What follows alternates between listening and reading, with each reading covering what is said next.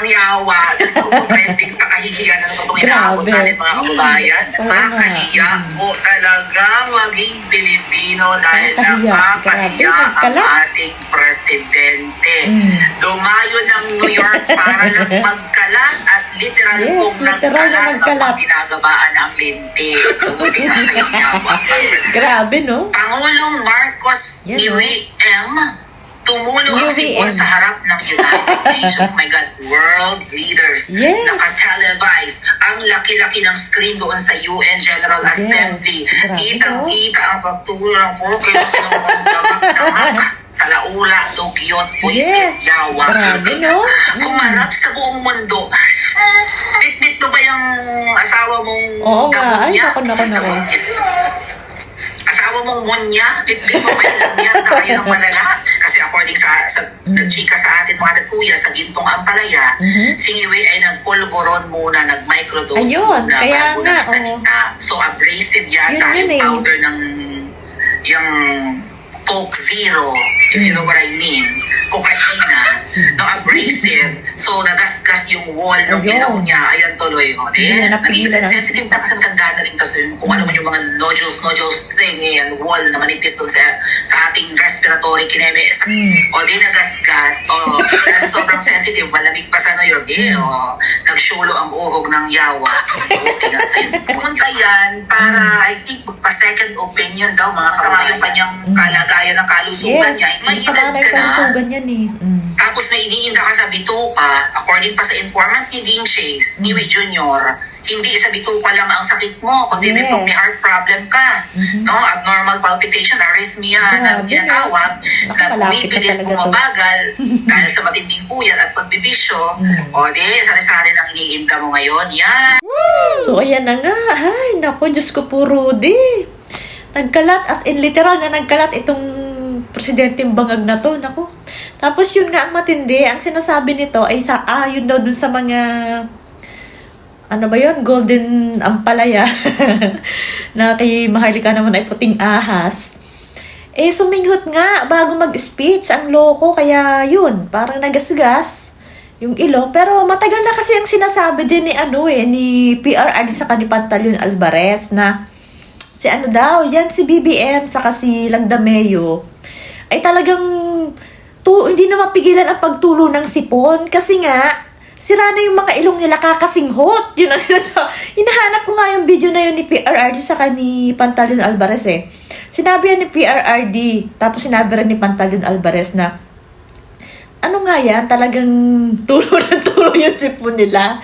Minsan nga daw sabi ni PRRD, ginagano na lang ng dila.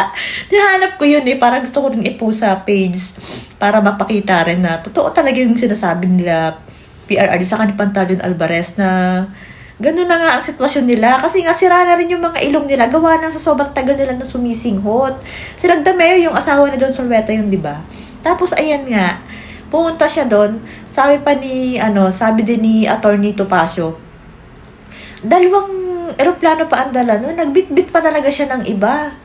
Magkano ang gastos nila doon habang ang mga Pilipino ay ganyan ang kalagayan. Tapos, nagparty pa kayo bago kayo umalis doon. Grabe, wala talagang walang puso. Wala talaga silang konsensya man lang. Pera ng bayan yun Tapos, grabe, anong gagawin mo doon sa Saka hindi daw importante na masyado yung yan. Ipinuntahan niyang yun. Tapos, ayan, kinarma na siya. Nagtuloy yung sipon niya. Grabe, nakakahiya. Kita ng buong mundo. Tapos, pangulo ka. Alam mo, yun ngang tumulo ang sipon mo sa loob ng classroom. Hindi yun makakalimutan ng mga kaklase mo. Yun pa kaya, buong mundo. Ang laki-laki nung TV. Tapos, mga world leader ang nanunood. Naku po, talagang kahiya-hiya talaga ang ginagawa nitong bangag na to. Nakakahiya po talaga maging Pilipino dahil nakakahiya ang ating presidente. Lumayo ng New York para lang magkalat at literal pong nagkalat. Tumulo ang sipon ni Iwi habang nagsasalita sa United Nations General Assembly na mukhang ginagabaan ang linti. Buti na kayong yawa. Alam niyo mga kababayan, hindi ko binabarubal ng ganito si BFF Lenny nung si Lenny Lux ay minawarda si Tatay Digong, no? Pero Iba kasi talaga mga kababayan, ang Yes. gigil ko dahil ako nga ay supporter nito. Yes, true. True. Trending ang yawa. Diyos ko po, trending sa kahihiyan. Ano pa itong inaabot natin mga kababayan?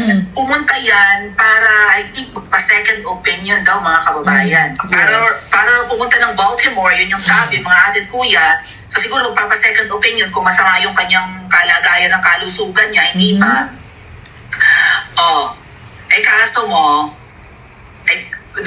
mukhang nagwawaldas ng pera ng mga Pilipino. Yan ang nangyari sa'yo, ginabaan ka ng malala. Yes. May edad ka na, tapos may iniinda ka sa bituka, according pa sa informant ni Dean Chase, Iwi Jr., hindi sa bituka lang ang sakit mo, kundi may Ang dami heart nilang problem iniindang ka. sakit. Naku. No, abnormal palpitation Ngayon taon, arrhythmia malapit ka na talaga, tinatawag, on the way. na bumibilis bumabagal dahil sa matinding puyat at pagbibisyo. Sari-sari ng iniinda mo ngayon. Yan! You can have all the money and wealth in the world, Yes. even the golds and the diamonds and the crowns and tiaras of the queens. But, hindi mo yan True. madadala sa buhay. Kapag siningil ka ng nasa itaas, kapag magaling ang dadanasin mo. Tama po nga na yan.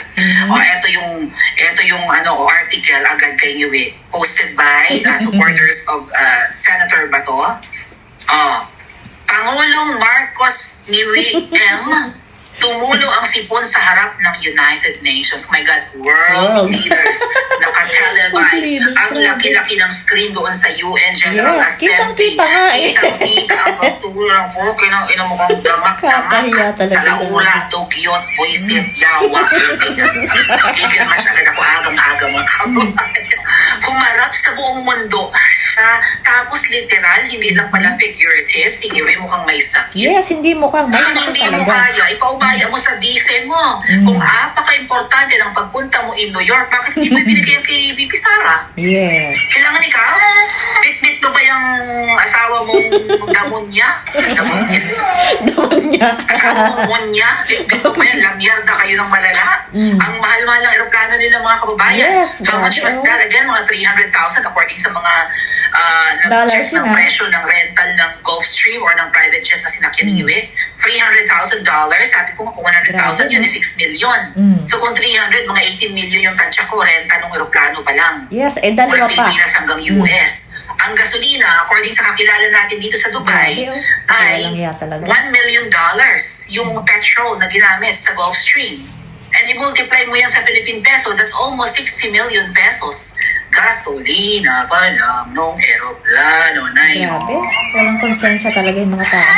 Imbis na itulong sa mga mahihirap, pakels ang yawa. Ayan, buti nga. Dapat nga dyan, nyuggoers ang tumutulo sa Dapat ilong nga, mo. matuluyan na yan eh. Sabagay, Kasi according pinapahirapan pa yan. nagchika Sa sa atin, mga mga iniinda nagkuya niya sa ngayon. gintong ampalaya, si Iwi ay nagpulgoron muna, diba? nag-microdose muna bago Sumikot nagsalita. muna, So, kaya abrasive yata yung powder ng yung Coke Zero, if you know what I mean.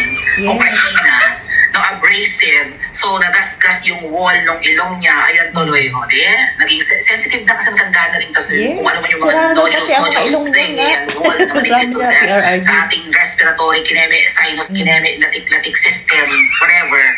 O di nagasgas, dahil sa sobrang sensitive, malamig pa sa New York, nagsyulo ang uhog ng yawa. Buti nga sa'yo, munyo ka. Sa 70th session pala yun ng Commission on the Status of Women. Bakit women ba? Sige, perfect. Yun naman pala, perfect dapat si VP Sara. Yes, dapat kay BP Sara na. Pamigay mo sa mga pakiramdam, pamparampam, tumigil ka na lang dyan sa kamangyang. Makati ang paa mo eh. Para pala sa women. Magpapalto pa yan dyan. So, ayan, grabe no. Ang dami na niyang iniindang sakit.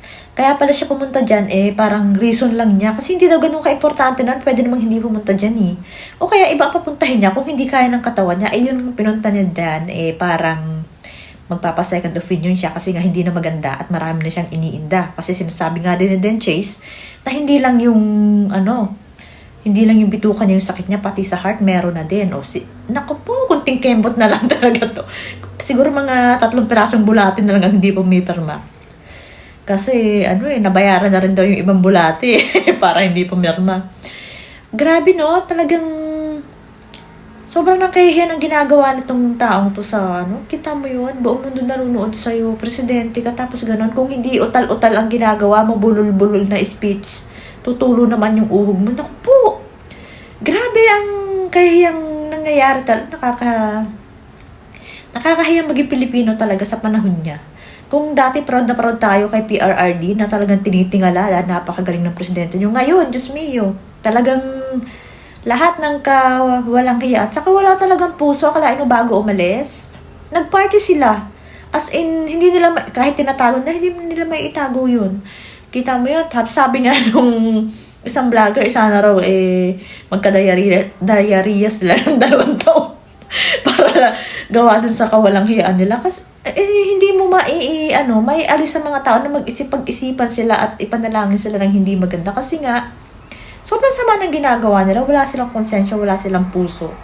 Talagang sarili lang nila yung iniitin. Ang laki ng gastos, akalain mo, ang dami palang pera ng Pilipinas, tapos ganyan lang ang inaabot ng mga Pilipino sa panahon na to.